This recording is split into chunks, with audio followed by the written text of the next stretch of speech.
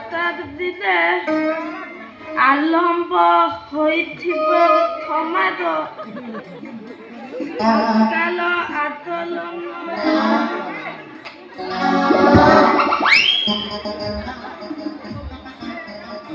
বয়স ଥିଲେ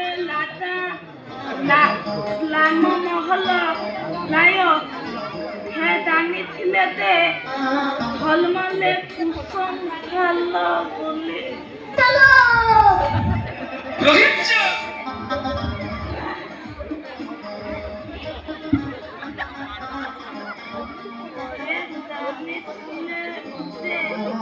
ঝলমলে কুসুম খেল বলিক অন্য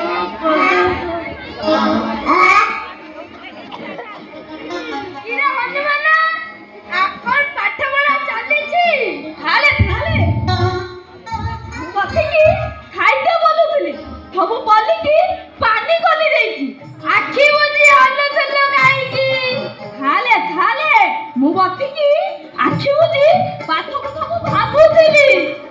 ହଉ ତୁ ଏମିତି ବସିକି ଭାବ ମୋର ବି ଆଜି ପଢେଇବାକୁ ଇଚ୍ଛା ହଉନାହିଁ ଭୋକରେ ମୋ ପେଟ ଧରିଲାଣି।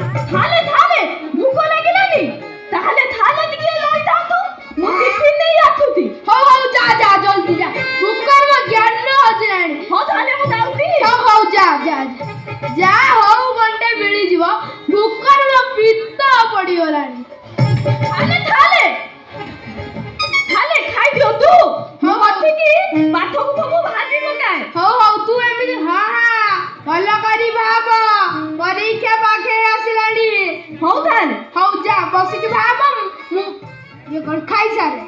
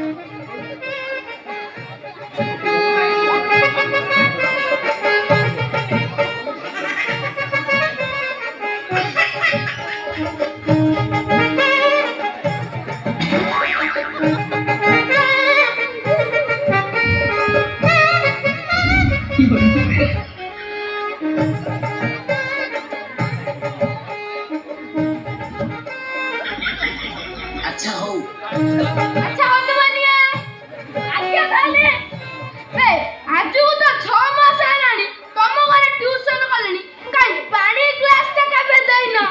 ଆଜି ସୂର୍ଯ୍ୟ କେଉଁ ଦିଗରେ ଉଦୟ ହେଇଛି କିବେ ମୋ ପାଇଁ ଏତେ ଗୁଡା କ୍ଷୀରି ନେଇ ଆସିଛୁ ଆଜି କା କଥା ମନେ ପଡିଲା କିବେ ମୋ ପାଇଁ କ୍ଷୀରି ରଖିଛୁ?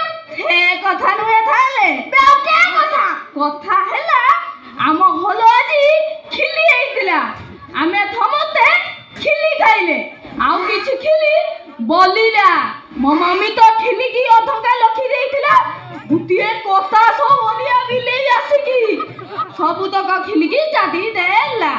ମୋ ଦାଦି କହିଲା ତମେ କେହି ଖିଲି ଖାଇବନି ବିଲେଇ ବିଷ ଦେହରେ ଚଲିଯିବ ତମ ଥାଲେ ଆସିଲେ ତାକୁ ହିଁ ଦେଇଦବ।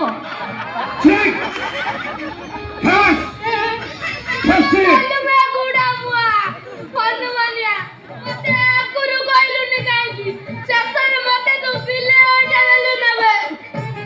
ହେ ଭଗବାନ ମୋ ଦେହରେ ବିଲେଇ ବିଷ ଚଳିଯିବ ମୁଁ ମରିଯିବି।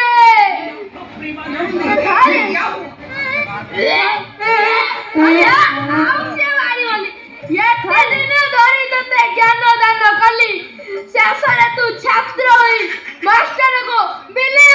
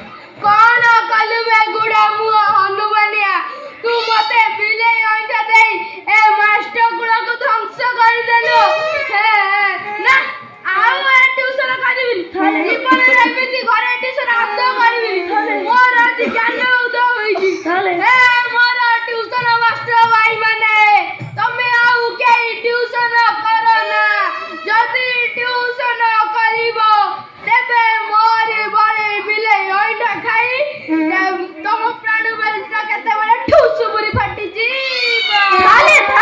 ଏଥର ପାଠ ବୋଲିବା ନା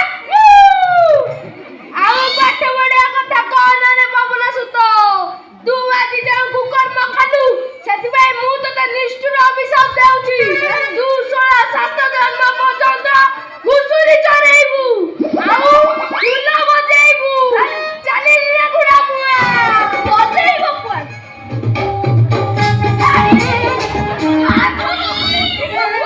ଛାଡ଼ିଲେ ଗୁଡ଼ା ମୁଆ ମମ୍ମି ଛାଡ଼ିଲେ ଗୁଡ଼ା ମୁଆ ଦୌଡ଼ିଆ ଛାଡ଼ିଲେ ଗୁଡ଼ା ମୁଆ ଖାଲି ଖସିକି ପଳଉଛନ୍ତି ମୁଁ ଭୁଲିଛି